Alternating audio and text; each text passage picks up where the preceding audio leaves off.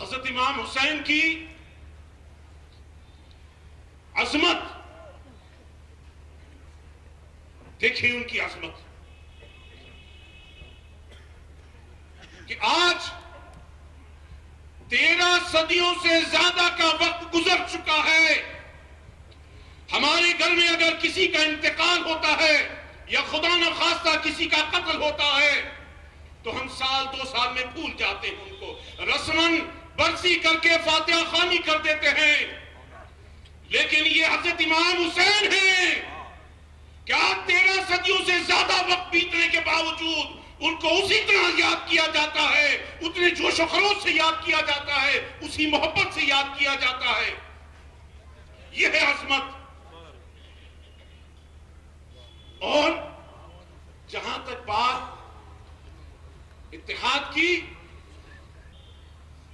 میں بڑا خوش نصیب سمجھوں گا اپنے آپ کو، اور مجھ میں حوصلہ پیدا ہوگا، مجھ کو اور طاقت ملے گی اور قوت حاصل ہوگی مجھے، اگر ہاتھ اٹھا کر مجھے اس بات کا یقین دلا دیں کہ میں اس اتحاد کے لیے جو بھی کام کر رہا ہوں آپ سب میرے ساتھ ہیں. میں بے پناہ خوش ہو جاؤں گا، مجھ کو طاقت اور حاصل ہوگی. میں جزاک اللہ آپ کو اس کا اجر دے گا، اور میں وعدہ کرتا ہوں کہ اس کام کو میں زندگی بھر جاری رکھوں گا انشاءاللہ. اور پھر دیکھیے کہ مجال ہے کہ اگر ایک شیعہ کا قتل ہو جائے عراق یا کسی ملک میں، ایک سنی کا قتل ہو جائے، یہ ہو نہیں سکتا، یہ ممکن نہیں ہو سکتا، لیکن اس کے لیے ہم کو قربانی دینی پڑے گی. جیسا میں نے کہا کہ مسلمان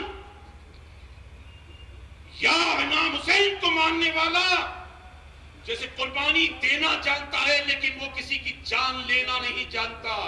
اس کا ثبوت ہم کو دینا پڑے گا، عملی طور پر ہم کو دینا پڑے گا. بغیر قربانی دیے کچھ بھی حاصل نہیں ہوتا، کچھ حاصل نہیں ہوتا بغیر قربانی دیے.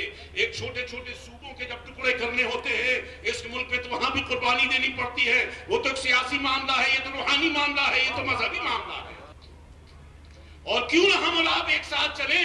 ہمارا آپ کا رشتہ تو استاد و شاگرد کا ہے، ہمارا آپ کا رشتہ تو استاد و شاگرد کا ہے. رشتہ ٹوٹ کیسے سکتا ہے؟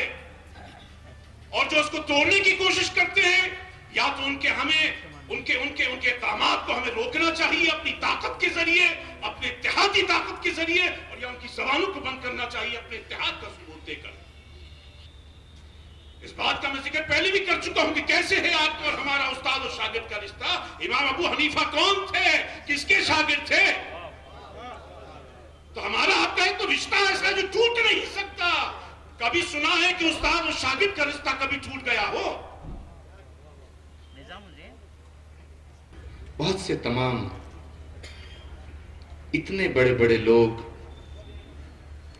عالم لوگ یہاں تشریف لائے ہیں. میری گزارش ہے کہ میں اپنے خیالوں کا اظہار ترنم میں کرنا چاہتا ہوں. میں نے کچھ لکھا ہے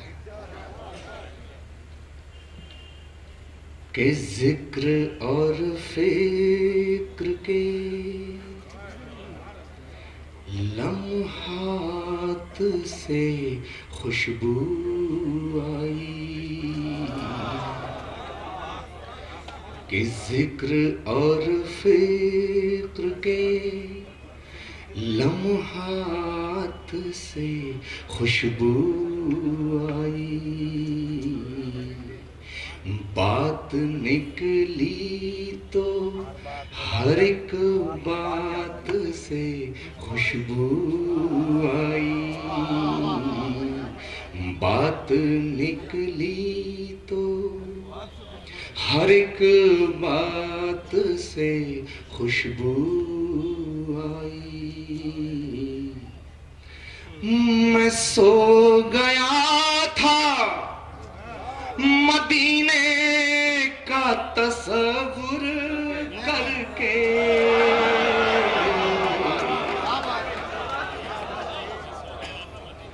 کہ میں سو گیا تھا مدینے کا تصور کر کے. تمام رات میری ذات سے خوشبو آئی، تمام رات میری ذات سے خوشبو آئی، تمام رات۔ میرے دوستو،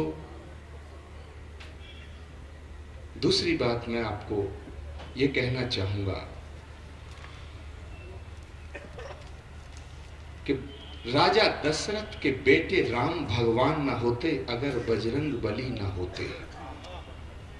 راجہ دشرتھ کے بیٹے رام بھگوان نہ ہوتے اگر بجرنگ بلی نہ ہوتے، اور اسلام دنیا میں اس طرح نہ پھیلتا جو مولا علی نہ ہوتا۔ اس کا مطلب یہ ہے کہ جبر ہو ہی نہیں سکتا، زبردستی ہو ہی نہیں سکتی۔ اسلام میں آزادی فکر بھی ہے، آزادی عمل بھی ہے، اور اسی کے علم بردار امام حسین تھے کربلا کے میدان۔ میں چاہتا ہوں 2 جملے عرض کر دوں اس کے اوپر۔ اسی کے علم بردار تھے کربلا میں امام حسین، اور ابتدا سے انہی نے یہی ارشاد فرمایا۔ بلکہ میں تو یہ کہنا چاہتا ہوں کہ ان کے آخری جملے بھی آزادی کے متعلق۔ جو تاریخ کربلا جانتے ہیں میری بات کی تائید کریں گے کہ آخری جملے جو انہوں نے ارشاد فرمائے ہیں وہ بھی آزادی ہی سے متعلق تھے۔ وہ کس وقت کہے ہیں کہ جس وقت بے ہوشی کے عالم میں تھے امام حسین، زخموں سے چور تھے، ذرا سا اپنی نہایت حرکت نہیں کر سکتے تھے، ہل نہیں سکتے، اتنے زخم تھے۔ اس وقت شبر نے حکم دیا کہ خیموں کو لوٹ لیا جائے، خیموں میں آگ لگا دی جائے۔ اب یہ کان میں آواز پڑی امام حسین کے، چل نہیں سکتے تھے، اٹھ نہیں سکتے تھے۔ تاریخ کہتی ہے کہ بڑی مشکل سے اپنی بچی کھچی جتنی بھی طاقت تھی، اس پوری طاقت کو جمع کر کے انہوں نے ہلکے سے کونیوں کو زور دے کر بلند ہوئے اور یزیدی فوج کو خطاب کر کے کہا، یا آل ابی سفیان، یہی جملے جو تاریخ میں ہیں، یا آل ابی سفیان ان لم یکن دین، توجہ رہے، یا آل ابی سفیان ان لم یکن دین لن تخافوا عن المعاد فکونوا احرارا فی دنیاکم۔ ارے اگر تمہارا کوئی یہ یزیدیوں، اگر تمہارا کوئی دین نہیں، اگر تمہارا کوئی مذہب نہیں ہے، اور اگر تم قیامت سے نہیں ڈرتے ہو تو کم از کم دنیا ہی میں اپنی آزاد بن جاؤ۔ یعنی یہ غیر انسانی عمل یزید کو خوش کرنے کے لیے نہ کرو۔ تو اس کا مطلب یہ ہے کہ آخری پیغام حسین کا اگر ہم دیکھیں تو یہی آزادی کا پیغام ہے۔ امام حسین کا آخری پیغام آزادی کا پیغام ہے۔ آزادی فکر ہونا چاہیے، آزادی عمل ہونا چاہیے، اور یہاں کے پر مسلسل اتحاد پر گفتگو کی گئی۔ میرا موضوع بھی ہمیشہ یہی رہتا ہے، اور اس میں میں تو سمجھتا ہوں جناب یحییٰ بخاری صاحب کا بہت بڑا کنٹریبیوشن بھی ہے، اور بس یہی پر کرنا چاہتا ہوں کہ اتحاد اگر نہیں ہے تو موت ہے۔ اتحاد زندگی کا نام ہے، اتحاد طاقت کا نام ہے، اتحاد قوت کا نام ہے، اتحاد زندگی کا نام ہے۔ اب میں جو جملے عرض کرنا چاہتا ہوں کہ کربلا کے میدان میں، شاید ہمارے پاس بچوں کے لیے جملے نئے ہوں تو میں یہاں پیش کرنا چاہتا ہوں، کربلا کے میدان میں شیعہ بھی تھے، کربلا کے میدان میں سنی بھی تھے۔ جناب زہیر قین، یہ جناب زہیر قین کی تاریخ اگر آپ دیکھیے تو یہ نہ مولا علی کے ساتھ ملتے ہیں، نہ امام حسن کے ساتھ ملتے ہیں، بلکہ ان کا مخالف کیمپ سے تعلق تھا، لیکن کربلا میں شامل تھے امام حسین کے ساتھ۔ تو سنی فرقے کی نمائندگی کر رہے تھے جناب زہیر قین، اور جناب وہب تھے کہ جو عیسائی مذہب سے تعلق رکھتے تھے، جو کربلا کے میدان میں تھے۔ تو اس کا مطلب یہ ہے کہ سنیوں کی نمائندگی تھی، شیعوں کی نمائندگی تھی، کرسچین نمائندگی تھی، اور جو حسینی برہمن تھے ان کی نمائندگی بھی تھی، اور سب کے سب متحد تھے۔ میں توجہ چاہوں گا، سب کے سب متحد تھے، مگر کس نام پر متحد تھے؟ موت کے نام پر متحد تھے، کیونکہ سب کی موت یقینی تھی، سب کو مرنا یقینی تھا، وہ موت کے نام پر متحد تھے۔ کربلا والوں کا یہ بہترین پیغام ہے قیامت تک کے لیے کہ جب ہم हम सारे मजहब वाले मौत के नाम पर मुत्तफिक हो सकते हैं, तो तुम जिंदगी के नाम पर क्यों